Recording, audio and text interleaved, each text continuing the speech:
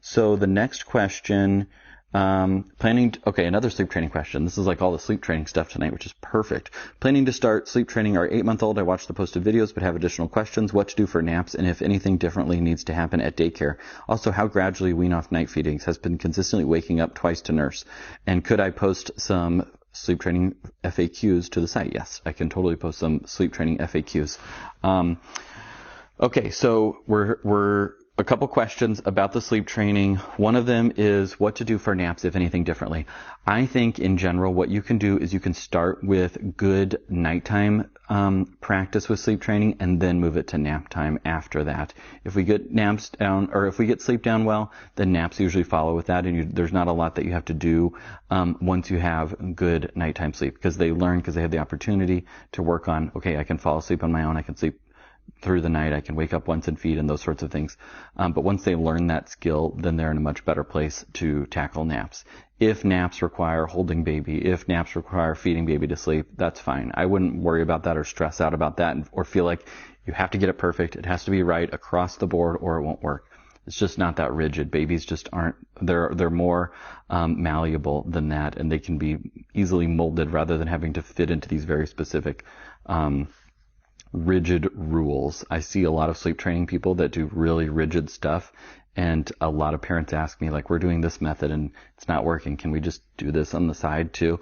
And I almost always just give them permission to do what feels right for them as parents, because they know what's right, and it makes it so much easier when they're able to make it their own and embrace it, rather than feeling like, okay, this is so rigid, this is so difficult that it's not going to work. So nap time, I would just approach after you get nighttime down. And then daycare usually same thing. So they can do whatever they want at daycare. The nighttime sleep at home is what matters. Babies understand context. They're sleeping in a room with other kids at daycare. It's not as dark. Those are different circumstances, but we have a really good nighttime routine. I haven't found that babies have any trouble going from good sleep at home and different sleep at daycare and not meshing the two. It's not, they don't get confused, or it quickly resolves itself, and then they become better sleepers at daycare, better nappers, and continue to be good night sleepers. So those would be my suggestions. The other question on there was weaning off nighttime feeds. So how do you wean nighttime feeds?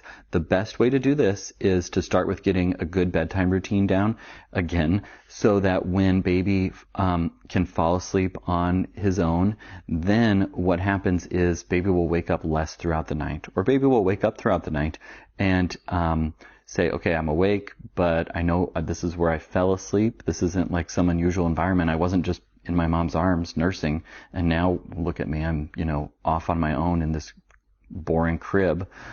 Baby is used to falling asleep on his own. He falls asleep. When he wakes up at night, he's like, okay, I'm cool. I can just go back to sleep. Or no, I need to eat.